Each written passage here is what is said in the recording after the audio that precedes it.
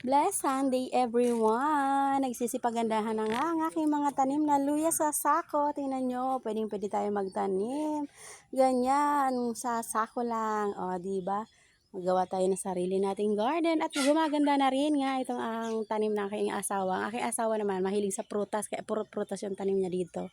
Tulad ng dalandan. At ito, alam nyo ba kung ano ito? Ito ay ubas o grapes sa English. Ayan nga, gumagapang na siya at nakipaghalo na nga siya dyan sa aking patola.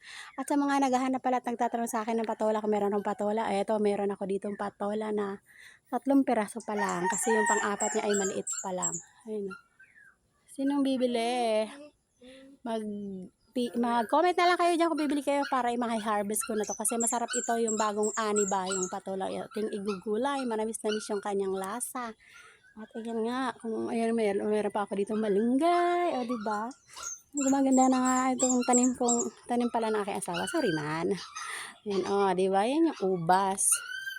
Ubas sa gilid ng bakuran, guys. Ubas yan.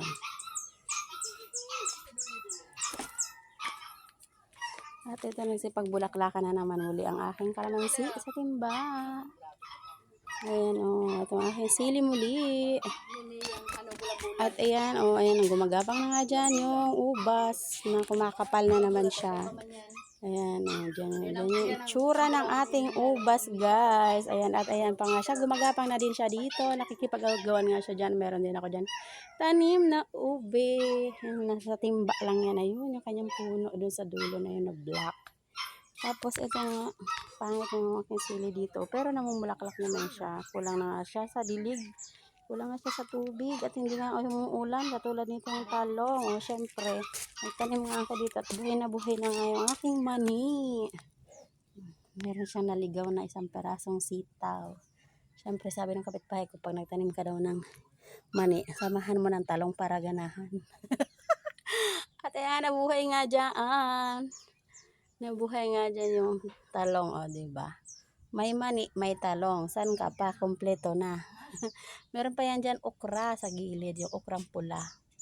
Ayan guys, o yan ang aking tanim ngayon. Maganda ng aking mga mani, o.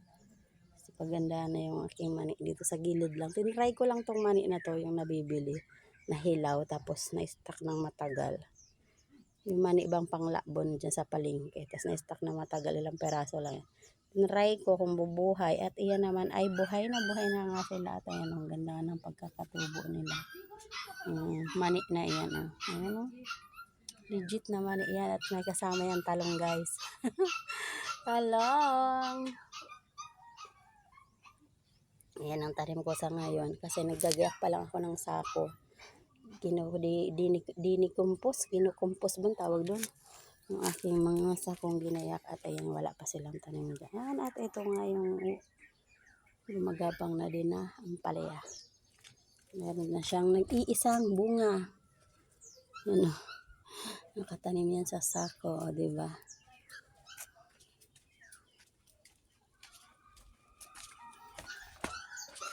Yun lang muna sa ngayon ang aking mulberry sa ngayon update. Wala siyang bunga. Hindi ko pa siya natitriman. Kailangan kasi ito tanggalan ng dahon. Kasi para marami siyang bunga. Ayan, may maliit lang siyang bunga na lumalabas. At tumaas nga ng tumaas. Dapat maiksian ko. Hindi pa ako nakapagdahon sa kanya. At ayan pa nga yung kanyang ibang puno dyan sa tabi ng balinghoy. Ayan lang muna sa ngayon. May bantay ang aking mani dyan. 2 puno lang. Lublubi. Mani.